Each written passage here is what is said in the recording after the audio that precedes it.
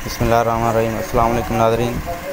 ये बच्चा मोहम्मद अज़ीम मेनक, जिसका ताल्लुक़ कंदाकोट शहर से है, ये तकरीबन 5-6 साल का बच्चा है। इसको जालिम लोगों ने जो अगवा कर लिया है। इसकी माँ की फ़रियाद आप सुनें और इस वीडियो को ज़्यादा से ज़्यादा शेयर करें ताकि इसको जल्द से जल्द बाजियाब कराया जाए। तो हम मुतालबा करते हैं एसपी साहब से कि इसको जल्द से जल्द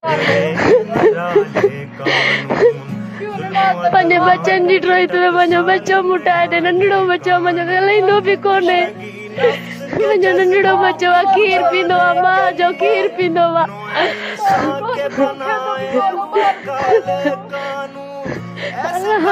तू मंजी मदद कर अल्लाह पाक, तू मंजी मदद कर अल्लाह, अल्लाह तू मंजी मदद कर अल्लाह।